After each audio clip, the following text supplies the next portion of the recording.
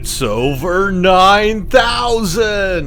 Alright. Yes, that meme completely overused, completely overdone. It's cliche. However, it is very fitting for the occasion today, and that is the fact that I have now found out I have over 9,000 subscribers on the channel. Oh my gosh. First of all, just a big thank you to everybody. That is absolutely incredible. I have to say, when I first started this channel, I never thought it could ever be that big.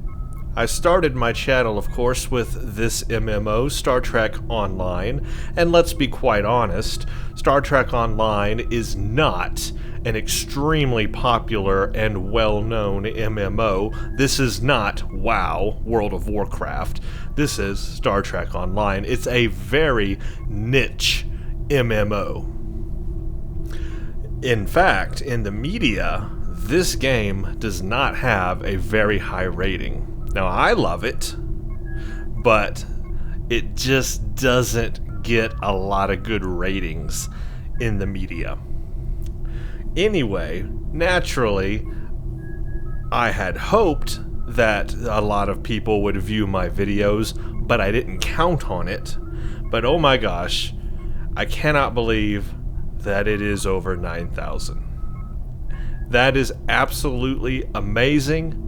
So the best thing I can do for all of you who are watching these videos and on my channel, I'm going to promise to you, this is a promise to you guys who have subscribed and are watching my videos, that 2015 I am going to work much harder on providing more content.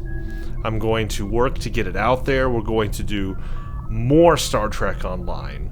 We're going to do other games. And I'm just going to work to keep getting that content out there. I've had a great vacation over the holidays. That's all over now. I'm back in action. I can get things swinging again. I know there's been a delay there at the end of December, beginning of January, but now I can get things going back into action on this and pump out some new content. But that's my promise to you guys. That's the least I can do, the absolute least I can do to pay you guys back, is to give you more content, more than I did last year. So 2015, the year of good things. Hooray! Hooray! By the way, happy 2015 to everybody. It is a new year, and hopefully things will keep going. This will be the 5th anniversary of Star Trek Online. That means 5 years of Star Trek Online. Who would have ever thought that the game was going to last that long? I'll tell you who did not think the game would last this long are people that were here during the time of Cryptic being sold off from Atari, not knowing where it would end up or what would happen, and pretty much an entire year of nothing happening in the game, no new content in the game. It was very iffy.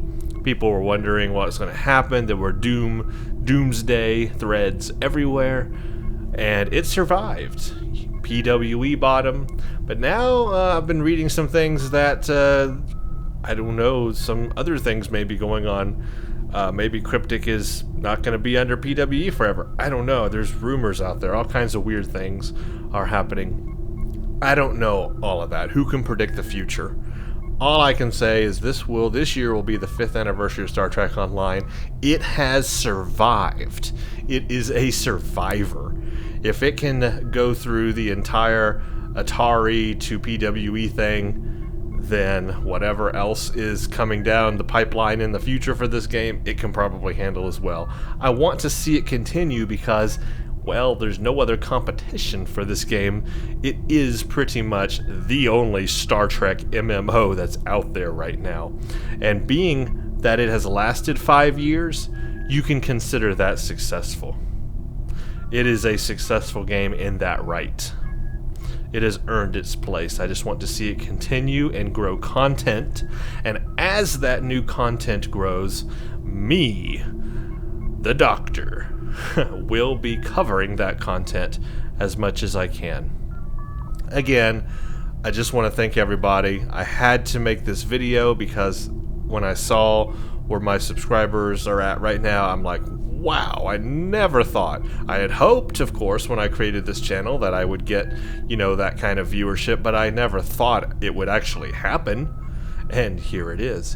So again, my promise to you for watching my videos, because I know they're probably not the most interesting videos in the world on YouTube. Granted, I am definitely not as entertaining as some other YouTubers. I get that. But I bring it to you real, and that's what I do. I don't make a fuss. I don't scream and jump around in my chair and bounce off the walls. I like to explore the storyline of games. I like to present the game as the developer intended, max settings in the game, all the graphics options turned on, and explore the game and play it in that way. Play it to enjoy the game and get involved in the environment. It's almost like being in a holodeck for me. I pretend that as I'm playing the game, I am surrounded in the universe and the world of that game. I'm playing in the holodeck, and the game is my world as I'm playing it. And that's how I approach every game I play. And that's how I bring it to you here on YouTube. I will be very serious. I will be very loyal to the game as I present it to you on YouTube. I will, get into that storyline and explore it, read everything, pay attention to detail, and try not to miss anything in any game. That's how I play games. That's how I enjoy them, and I want to get that out to other people as well. So that's how I'm going to continue to play games here in 2015 and on. Also, one other thing that I don't do, and you might have noticed this, is I will never, ever ask for anybody to subscribe to my channel. I personally just don't believe in that. Because first of all, you guys who are watching are smart. You know how YouTube works. You know that you can click a subscribe button and subscribe to that channel. You don't need me telling you what to do. You know you can do it, and if you feel like you want to watch more of those things, you will subscribe to, that channel on YouTube.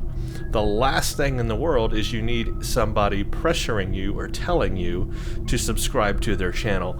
I just don't believe in that, because I know that you guys are smarter than that. You can do it on your own, and you know you can do it.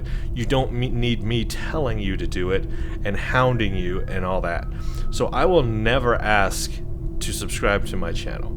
That is just something I just personally think that that's not needed, and it can turn people away if you do it too much, and there are a lot of people out there that do that a lot. I'm not going to be that way.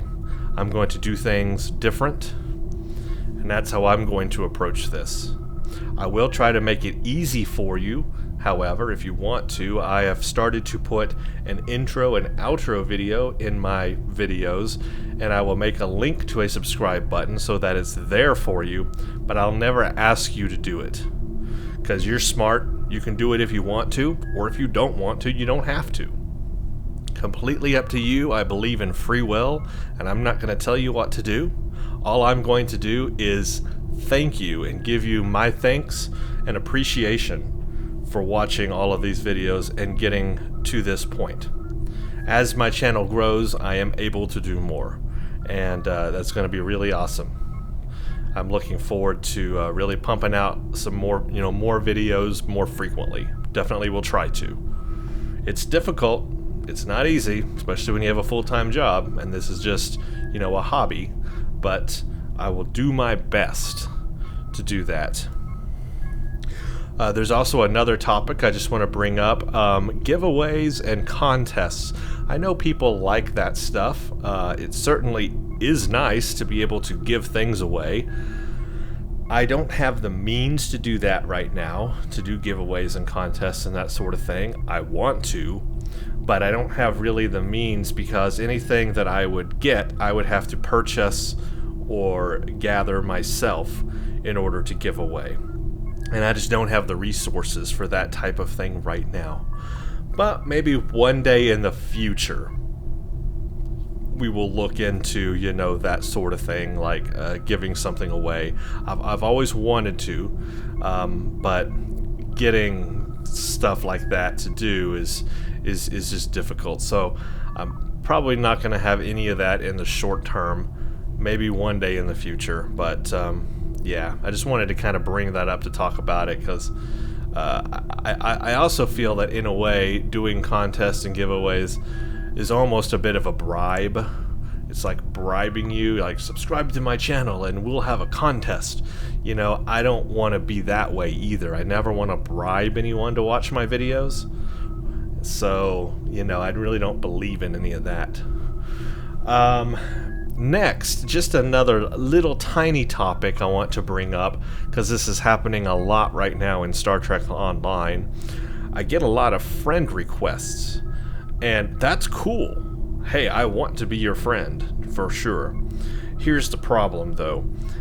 If I get so many friends, and this has happened in the past, I've had to get rid of a lot of the friends on my friends list. If I get so many friends on my friends list in Star Trek Online, what ends up happening is you constantly start seeing scrolling messages of so-and-so player has logged on, so-and-so player has logged off. And that is just a constant message just scrolling across either my chat box or the top of my screen. And it gets really annoying when you have all of that constantly scrolling. I miss chat, I miss things, plus it shows up in the videos I'm recording, and it just, all those messages keep going off and on and off and on, and it's pretty distracting. Also, with so many friends, it's just hard to keep up with, like, the people I talk to a lot, because there's people in the game that I talk to, like, every day. And then there's people that, I never talk to, but they still want to be my friend. And then there's people I've never heard of before, and I don't even know who you are, and I get a friend request from you. I think that if you're going to throw up a friend request, never do it without asking the person, first of all. Always, just ethical, right? It's the nice thing to do. Ask the person, like, hey, I'm blah, blah, blah. Can I add you as a friend? That kind of stuff. But if you just throw up a friend request out of thin air, I'm going to decline it. That's just what I have to do. I cannot just accept a friend request in midair. I don't know you. I don't know your name. And I don't recognize. I can't just accept that friend request. Also, I'll get too many. I've already got too many now. I just don't have the room. And if we're not going to continually talk every day, there's no point to have me on your friends list. You can still talk to me anytime. You don't have to have me on your friends list to talk to me. You can still PM me. I will respond if I'm not recording a video or I'm not in the middle of something. I'll talk to you. I'll respond. But I don't have to be on your friends list in order to do that. So that's just something I wanted to bring up, because that's been happening a lot, and it really when I record videos is a little distracting when you constantly, you'll see these in my videos sometimes. A friend's request will just pop up as I'm recording a video, and I have to X out of it. And Xing out doesn't decline it automatically, but it gets it off the screen. And I just have to do that because that's a little distracting. So yeah, let's just be a little more aware of that. But anyway, we'll get off that now. Yeah, thank you so much. I'm looking forward to this channel growing even more. While I did start it with Star Trek Online, and that is a big part of the channel, it will never go away until the game dies. I do still want to keep expanding and do other games as well. There are new games out right now that I want to get to. Far Cry 4 is on my list. Believe you me, I want to do that game. And there are other games I need to finish as well also. So there will be more things coming, more things to do, more ship reviews. People do keep asking me tier 6 ships, and all of that.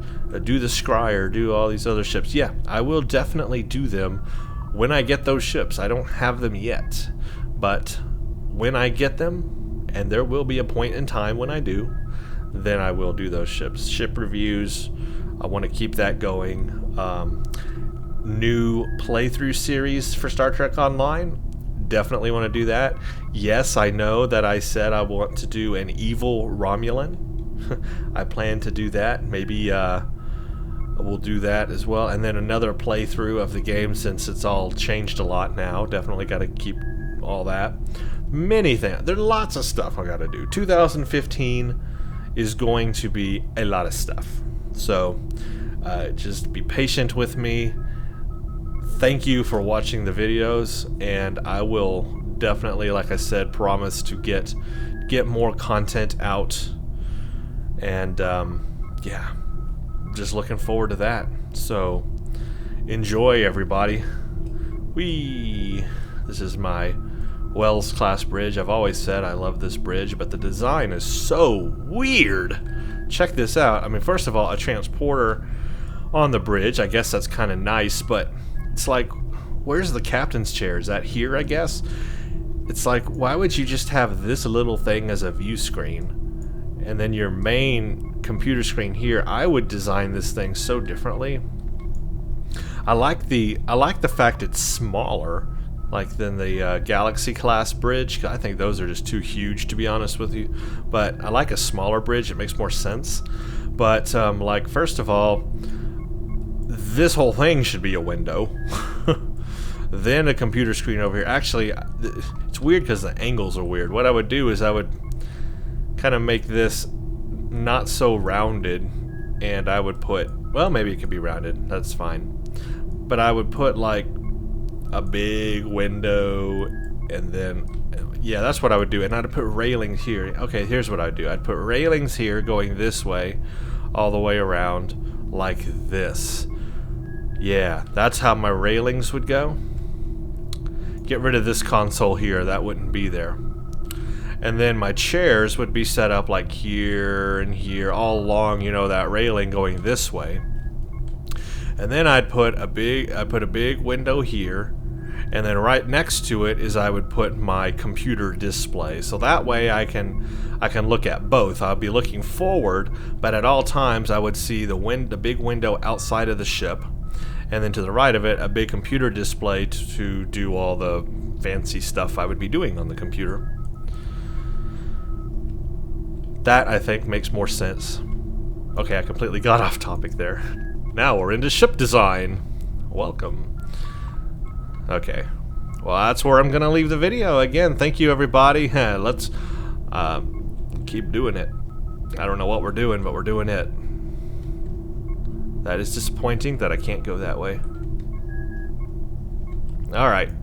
See you, everybody. Stay tuned for the next one. Whee! No. Okay, I've got it. After watching back the video, I've figured out how I would design this ship. I was totally wrong with how I would design the bridge in the last one. These are the modifications I would make. Okay. So you leave the back kind of the same here, that's fine. You can have consoles back here for people to work on, completely fine. However, I would definitely get them some chairs. Yeah, I would put chairs here. Even the Enterprise D had chairs for their consoles on the back. Having a transporter pad here, I guess, is kind of cool. I know it's a temporal transporter, so it allows them to travel through time and space. So just having that right on the bridge might be convenient. If I were going to keep the transporter pad here, though, I would put like a rounded wall that goes around it like this, and then like this, and put a door here. So that way it at least separates it. That way if, let's say, any hostile force beamed on board inside the pad, or I had to bring back a hostile force or whatever, I could contain them in that room, so it would be separated, and I could put a force field around it. If I didn't have this here, I might actually put it outside of the bridge, like, you know, you go through here and then get to the transporter, maybe on the same level as the bridge, but just not on the bridge itself. And then I would use this space for more consoles or whatever. But here's what I would do for the front of the ship, and I'm guessing this is the front. I figured it out, and I don't know why I didn't see this in the last video. The main view screen, well, that can be right there in the center, and then right here to the left of it, this panel, see how it's separated here, this wall here? Cut that completely out, and cut this one completely out. Cut here all the way to here, for example, and make these actual windows. So that way there's an actual window into space. You can look out the window just like that, except it takes up this whole square on the left and the right of the view of the main computer screen, basically. That way, then of course I'd move these stairs, and again I'd put a railing all around there, and I'd make the captain's chair right here, of course. You know, move the railing back a little bit maybe, and but the captain's chair would be right here, basically. Then a little cove I would make for the captain's chair, and the captain would then be sitting right in front of the view screen, and as you can see, he would see the computer console screen, which could be turned into a view screen also, because I mean it's a computer screen, it could do anything. But then he would have a window to his left and a window to his right. That way he's able to see out of the ship at all times through like a real window, because I think a real window into space goes a long way. I don't ever want to be on a bridge where I rely on computer displays to see space. I want to look out a real window.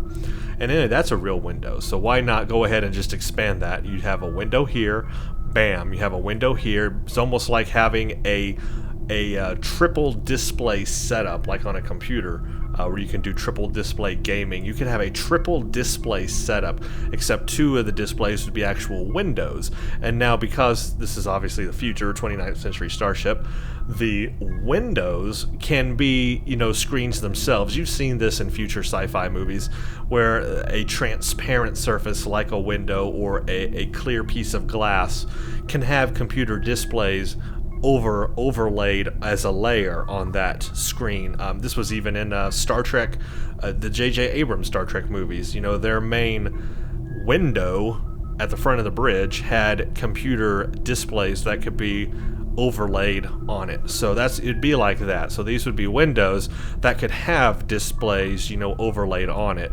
And then in the middle, you could either have this, I guess you could just probably make this another window itself and just be like that, because you could always make it a display at any time. So why not just have 1, 2, 3 windows? And I mean, technically, I guess you could just make this whole thing a window. Just make it a big old curved window. Although you probably want to separate it with some pillars just to give it some stability, you know. Although this is the future, they could be using future materials and technology, probably better than transparent aluminum. I mean, they could be using who knows what materials, so they could be pretty strong. Some kind of transparent metal is probably what it would be, but a futuristic metal that's stronger than anything we know today, of course, and that would do the job. So that's how I would do it. I would sit right here, have a display here, a display here, a display here, real windows into space, but they can overlay, you know, they can overlay computer displays as a layer on that screen. And of course I'd have my guys here, they can have consoles and work on them, and that's what I would do. And back over here I could, you know what I could do in this space? There's a perfect thing that I would put right here. You know what that is? It's a bathroom. If anything, there needs to be a bathroom on the bridge. My bridge will have a bathroom. So that's how I would design the bridge. So welcome to Bridge and Starship Design Aesthetics 101 by the Doctor, a new series coming to you on the Sci-Fi Channel. Yeah. Okay, so this video ended very interestingly. I am very passionate about wanting to redesign this bridge. In fact, if I knew 3D modeling programs at all, I would totally redesign this bridge in a program, but I don't know that. Wow, I can't believe how off topic this got, but now you guys know what's going on in my head, and it's not always sane in the membrane. I better end this video now before it gets even worse.